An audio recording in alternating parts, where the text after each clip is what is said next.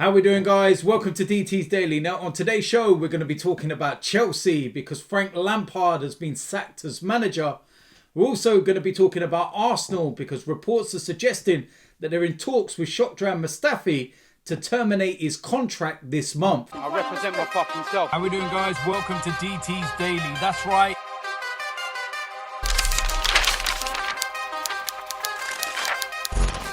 So the first place we're going to start is Chelsea and the big breaking news yesterday. Frank Lampard has been sacked as manager just 18 months into the job.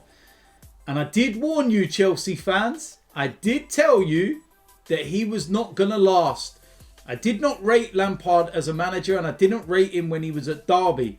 And I felt the only reason why he got the Chelsea job is because in terms of what he's achieved as a footballer, he is a Chelsea legend. He would never, ever have got the job other than that reason. And as far as I was concerned, not great.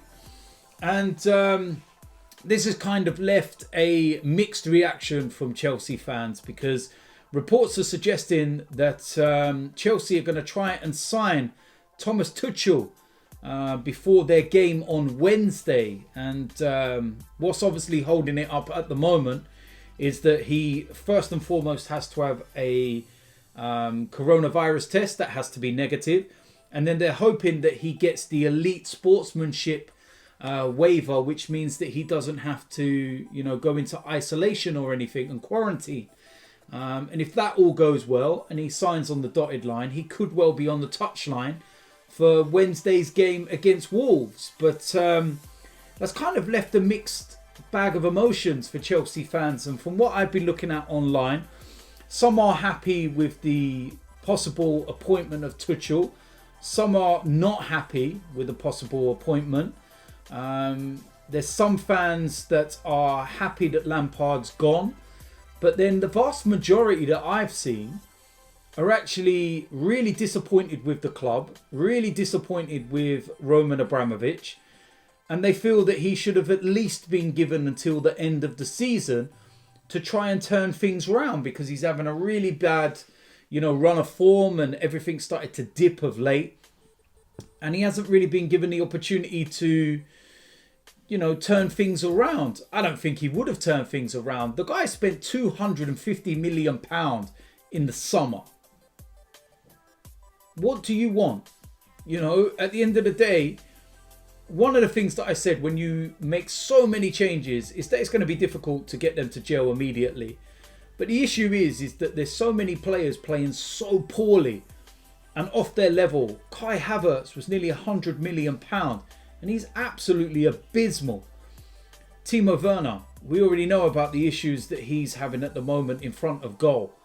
So a lot of people are thinking that Tuchel may well be able to get the best out of these players.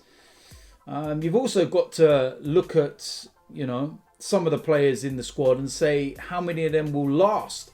How much money does Thomas Tuchel want? What does Roman Abramovich do? Does he throw another 200 million at it?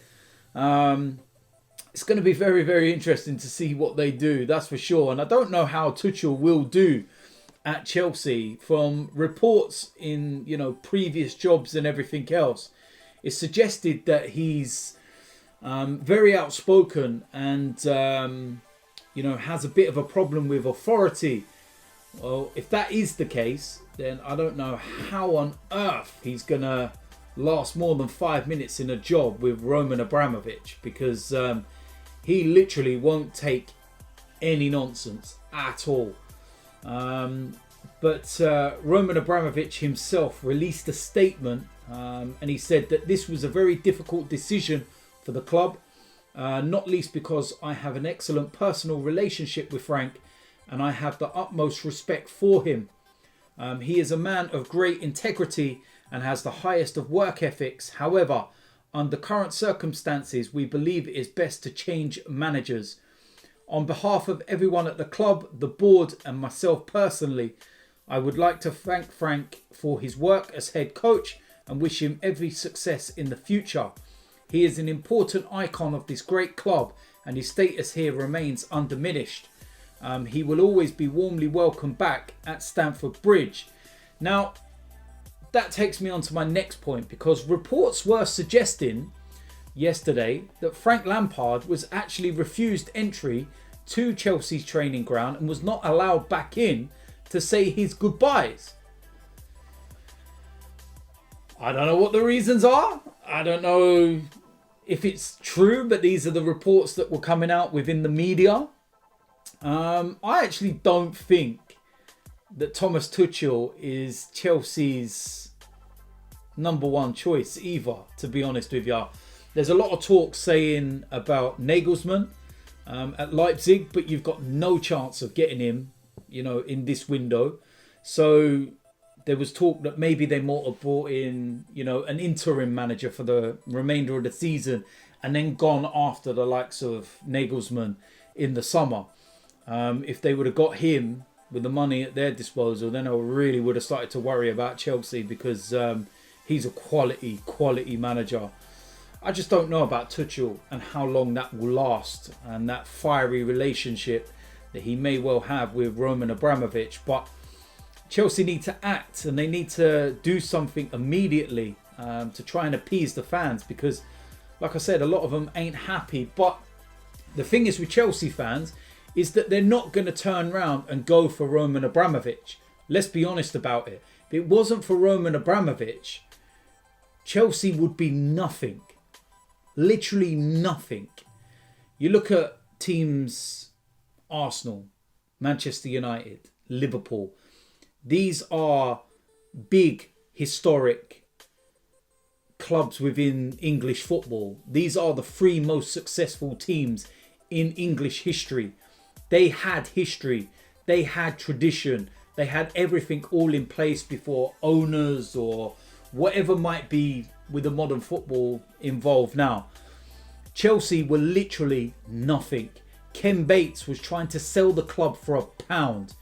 They were trying to raise money to save their stadium. What more do you want me to say? They were a London club that were on a level of West Ham. They were not even a bigger club than Tottenham. And that says everything, because Tottenham ain't a big club. But they had one more than Chelsea. Chelsea were a nothing club before Roman Abramovich came along. So Chelsea fans won't turn around and rip into him, because if it wasn't for them, they'd be supporting Man City. So what do you want to do about it? Nothing. But I warned you. I told you in that video at the start of the season that this would happen. I said that Roman Abramovich doesn't care about sentiment or anything. He will sack him from his yacht. He don't care. And I've been proven right. So there we go. Frank Lampard, what will he do next? Where will he go? Will he have any opportunities to become manager, for the remainder of this season? Be interesting. I think maybe he needs to drop down a level from the Premier League. Maybe do what Steven Gerrard's doing and plying his trade somewhere where he can genuinely work and build as a manager.